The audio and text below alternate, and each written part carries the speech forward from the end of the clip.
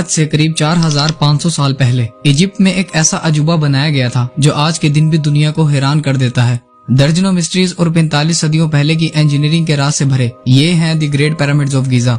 Egypt में total 118 pyramids मौजूद हैं जो पिछले हजारों सालों से कई खतरनाक तूफानों और दर्जनों अर्थक्वेक्स को भी टक्कर देकर बिल्कुल सही सलामत खड़े हैं।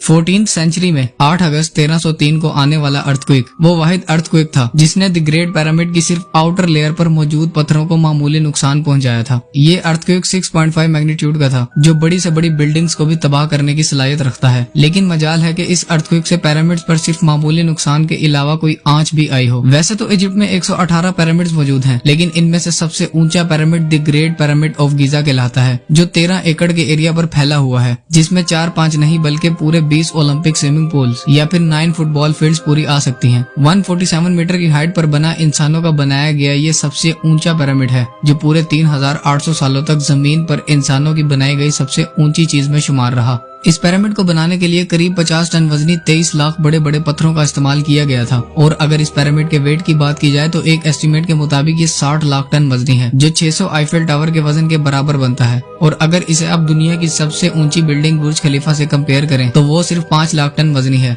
लेकिन 13 एकड़ पर फैले और इतने ऊंचे पिरामिड्स बनाने का आखिर मकसद क्या था? हजारों साल पहले जब इंसान के पास कोई टूल्स, कोई मशीनरी, ना ही कोई बुलडोजर मौजूद थे, तब इस पिरामिड को कैसे 23 लाख पत्थरों से बनाया गया था? कैसे इतने वजनी पत्थरों को रेक्टेंगल शेप में काटकर बगैर किसी क्रेन या मशीनरी के 480 फीट की ऊंचाई तक पहुंचाया गया था? इंजीनियरिंग की वो कौन सी टेक्निक्स को इस्तेमाल किया गया था जिसकी वजह से ये कई तूफानों का सामना कर आज भी सही सलामत खड़े हैं? और इनको बनाने का आखिर मकसद क्या था? ये वीडियो इन्फॉर्मेशन होने के साथ साथ बहुत इंटरेस्टिंग भी होने वाली है। इस वीडियो में आप जानेंगे कि the great pyramid of Giza को कब, क्यों और कैसे बनाया गया था और इसे बनाने वाले लोग कौन थे। सबसे पहले हम ये जानते हैं कि आखिर इस पिरामिड को बनाया किस मकसद के लिए गया था। एक एस्टीमेट के मुताबिक the great pyramid of Giza को 2560 बीसी में बनाया गया था। ये वो दौर था जब यहाँ किंग फेरो खुफू का राज था। फेरोज एंशिएंट इजिप्ट में राज करने वाले किंग्स को कहा जाता है।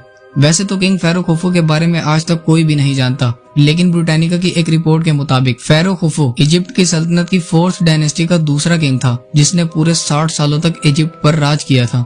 दरअसल पिरामिड्स को एक मकबरे के तौर पर बनाया गया था, यानी ये एक टॉम है। एंशिएंट इजिप्शियंस में जब भी किसी की मौत वाक़ई होती थी तो उनकी बॉडी को खास किस्म के केमिकल्स के जरिए प्रिजर्व कर मम्मी के तौर पर दफनाया जाता था और उनके मेयार के मुताबिक उनके साथ सोना और जवाहिरात को भी दफन किया जाता था। एंशिएंट इजिप्शियंस आफ्टर लाइफ पर बहुत बिलीव रखते थे। इनका यह मानना था कि मरने के बाद जिंदगी खत्म नहीं होती, बल्कि मरने के बाद हमारी रूहें एक दूसरी दुनिया या फिर अंडरवर्ल्ड में चली जाती हैं, जहाँ गॉड हमारी रूहों को जज करते हैं। इसीलिए अपनी आफ्टर लाइफ को प्रिपेयर करने के लिए यहाँ के राजा अपनी जिंदगी के दौरान ही अपने लिए टॉम बनवाते थे और अपने लिए बहुत सा खजाना, बहुत से जवाहिरात, फर्नीचर और कपड़े पिरामिड के अंदर रखते थे, इस सोच के साथ कि ये हमारी आफ्टर लाइफ में काम आएंगे। और फिर इनके मरने के बाद इनकी बॉडी को मम्मीफाई कर कॉफिन्स में बंद कर दफना दिया जाता था। लेकिन यहाँ हैरान कर देने वाली बात यह है कि आज तक इन पिरामिड्स के अंदर से किसी भी फेरो की मम्मी नहीं मिली और ना ही किसी भी मम्मी का यहाँ होने का कोई एविडेंस मिला है। इन पिरामिड्स को जिन्होंने भी बनाया था, हैरान कुन तौर पर उन्हें हमारी अर्थ का एक्यूरेट साइज मालूम था। पिरामिड्स पर डीप रिसर्च के बाद ये मालूम पड़ा कि इनको बनाने वाले आज से 4500 साल पहले भी अर्थ के एक्यूरेट साइज, इसके डायमीटर और मॉडर्न कंपास जितनी एक्यूरेसी से वाकिफ थे। 13 एकड़ पर फैले 481 फीट ऊंचे इस पिरामिड को बहुत ही एक्यूरेसी के साथ बनाया गया था। बताते चलें कि the great pyramid of Giza के साथ 2 और छोटे पिरामिड्स भी मौजूद हैं। इन तीनों पिरामिड्स की ईस्टर्न और वेस्टर्न वॉल सीधे नॉर्थ पोल की तरफ जाती हैं और इन पिरामिड्स की हर साइड की लंबाई एग्जैक्टली 230 मीटर्स है।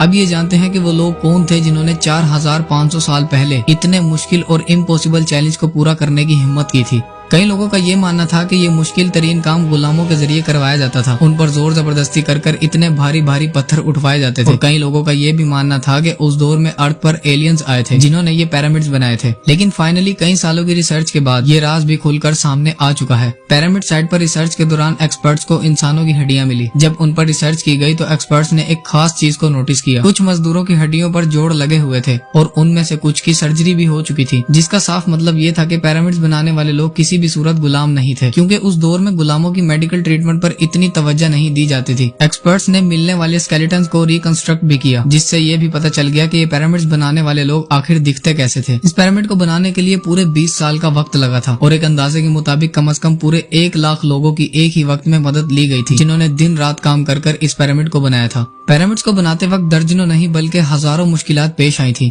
इन पिरामिड्स को बनाने के लिए कई चैलेंजेस को भी फेस किया गया था। कई सालों से रिसर्च टीम्स इस पिरामिड की कंस्ट्रक्शन टेक्निक्स के राजों को ढूंढ निकालने के लिए दिन रात तहकीक में लगी हुई थी। रिसर्चर्स को ये बात सताई जा रही थी कि आखिर कैसे पिरामिड की हर साइड को एग्जैक्टली नॉर्थ, साउथ, ईस्ट और वेस्ट की तरफ पॉइंट किया गया था। एक्सपर्ट्स के मुताबिक पिरामिड को बनाने के लिए सबसे पहले एक ऐसी जमीन को तलाश किया गया होगा जो हजारों नहीं बल्कि लाखों टन वजनी पत्थरों का वजन बर्दाश्त कर सके, और फिर उसके बाद पोलर स्टार्स की मदद से पिरामिड्स की हर साइड को मार्क किया गया होगा, और वो भी 0 एरर्स के साथ। इसके बाद जमीन को लेवल करने के लिए एक्सपर्ट्स के मुताबिक कंस्ट्रक्शन साइट की चारों साइड्स पर जमीन खोदकर उसमें पानी डाला गया होगा, और फिर एक साइड के पानी के लेवल से दूसरे साइड के पानी के लेवल को मैच किया गया होगा। कई एक्सपर्ट्स के मुताबिक पिरामिड बनाने वाले लोगों ने इस टूल का भी इस्तेमाल किया होगा, जिसकी दोनों साइड्स पर लकड़ियां और सेंटर में रस्सी के साथ एक पत्थर बंधा होता है। अगर रस्सी बिल्कुल सेंटर लाइन पर आ रही होगी और पत्थर जमीन पर टच हो रहा होगा तो इसका मतलब ये होगा कि जमीन बिल्कुल लेवल्ड है, और इसी टेक्निक को इस्तेमाल कर पिरामिड्स बनाने वाली साइड की जमीन को लेवल किया गया होगा। अब कंस्ट्रक्शन के वक्त पत्थरों को रेक्टेंगल शेप में काटने के लिए इस टूल का इस्तेमाल किया गया था। इस टूल को कॉपर और आर्सेनिक के साथ बनाया गया था, जिसे बड़े बड़े पत्थरों पर लकड़ी के हथौड़ों के जरिए मारा जाता था और पत्थरों को रेक्टेंगल शेप में काटा जाता था। इन पत्थरों को आज हम लाइमस्टोन के नाम से भी जानते हैं। इन 23 लाख पत्थरों को पिरामिड साइड से 250 किलोमीटर दूर टोरा शहर में काटा गया था।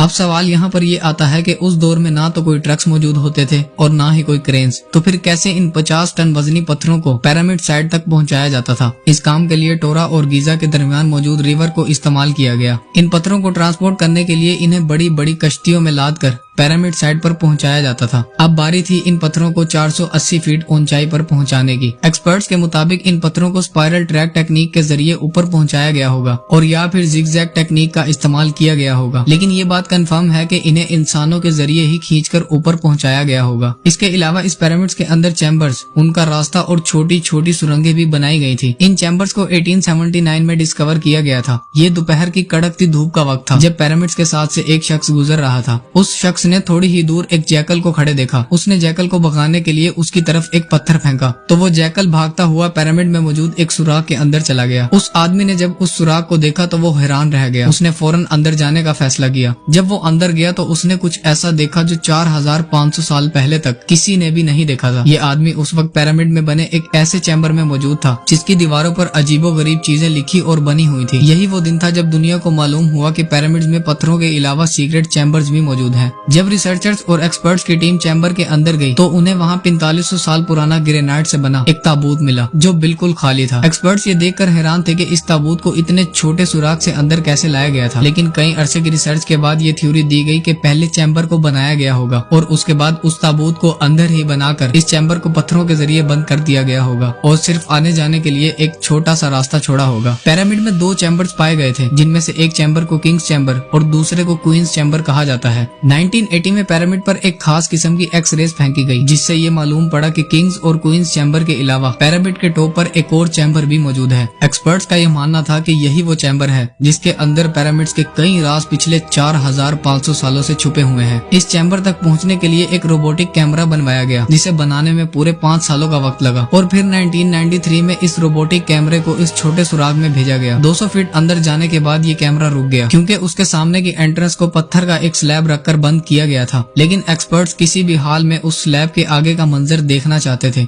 मजीद 8 सालों की मेहनत के बाद एक ऐसा कैमरा बनाया गया जिसके आगे एक ड्रिल मशीन भी लगाई गई थी। 2001 में उस कैमरे को फिर से अंदर भेजा गया और ड्रिल मशीन को यूज कर पत्थर के स्लैब में एक सुराख किया गया, लेकिन जब कैमरे को अंदर भेजा गया तो उसके आगे एक और स्लैब मौजूद था। लेकिन जब कैमरे के एंगल को जमीन की तरफ किया गया तो कुछ ऐसी चीज देखने को मिली जिसने वहाँ मौजूद सभी लोगों के रोंगटे खड़े कर दिए थे। जमीन पर रेड कलर से कुछ खास किस्म के अल्फाबेट्स लिखे हुए थे जो आज से 4500 साल पहले पिरामिड को बनाते वक्त लिखे गए थे। लेकिन कई एक्सपर्ट्स का ये मानना है कि इस दूसरे स्लैब के आगे जरूर कुछ ऐसा मौजूद है जो अगर इंसानी आंखों के सामने आ जाए तो उस पर यकीन कर पाना नामुमकिन होगा। जमीन पर लिखे गए इन अल्फाबेट्स का क्या मतलब था ये आज तक किसी को भी पता नहीं चल सका।